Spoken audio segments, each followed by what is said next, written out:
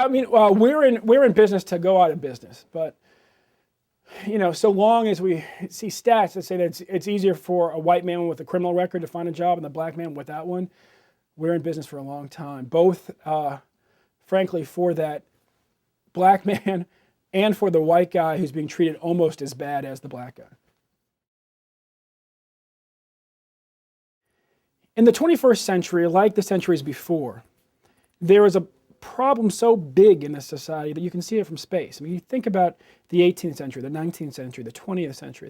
The beginning of any of those, you would have seen in the 18th century, for instance, the transatlantic slave trade. You would have seen from space in the 19th century the plantations across the South with bodies bent over closely together working the fields. You would have seen in the 20th century the racial segregation. That literally, west of Charles Street in Baltimore were black folks and east of Charles Street were white folks. And you would see in this century the prisons that pockmark our country. Our people in our country are 5% of the world's people and 25% of the world's prisoners. Now what that means, and that's people of all colors, if you took black and brown people, all of them, out of prison tomorrow, this country would still have way more than its share of prisoners. It would just be by a factor of 2 and not a factor of 5. So, in our lifetime, in my lifetime, this country has greatly increased the rate at which it incarcerates white people, and yet black people are incarcerated 5 times more than that. And that really defines at the beginning of the century what we have to fix. Now, in order to bring down the incarceration rate, well, you got to start with the beginning of life. You got to make sure that parents and schools are prepared to prepare young people for success.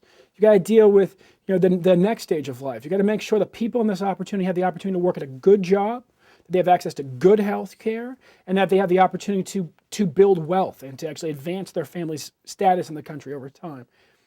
And then finally, we need to make sure that our justice system works for the interests of everybody, that it makes every community safer, that we use incarceration as a last resort for people who are a danger to themselves or to society, and that we use, quite frankly, the means that allow us to hold as much of our resources for other priorities as possible. I mean, right now, for instance, New York State last year, we pushed them to change the Rockefeller drug laws, and they did, and in doing so, not only were poor drug addicts now given access to what rich drug addicts always have access to, which is rehab, but they saved a lot of money in the process.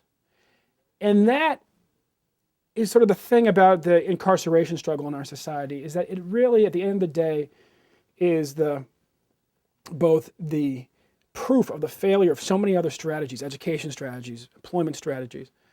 It also is the acid that eats away at each of those strategies. State of California right now, UC system, the tuition rate is going up 30% in the fall.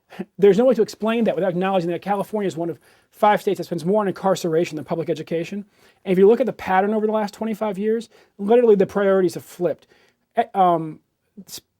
State spending in California on public higher education has gone from about 12% of the budget to around 4 or 5%. And at the same time, state spending in California on incarceration has gone from 4 or 5% of the budget to around 11 or 12%. And you see that across the country, that as what we spend on incarceration goes up, the money we have for schools and colleges goes down. And so part of the struggle for our generation is allowing people to see the connection and to understand that at the end of the day, this isn't a movement for education over here and a movement for workers' rights over there and a movement for justice reform. It's all one broad domestic human rights movement.